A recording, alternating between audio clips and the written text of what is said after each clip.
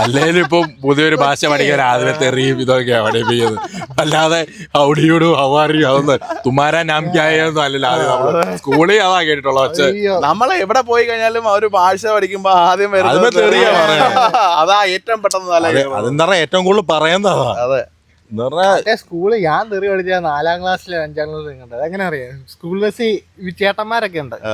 എന്റെ ചേട്ടന്മാരല്ല, നോർമൽ ചേട്ടന്മാര്. ഇവര് റബ് ബാറ്റിലുണ്ട് തെറിവിളിയിൽ.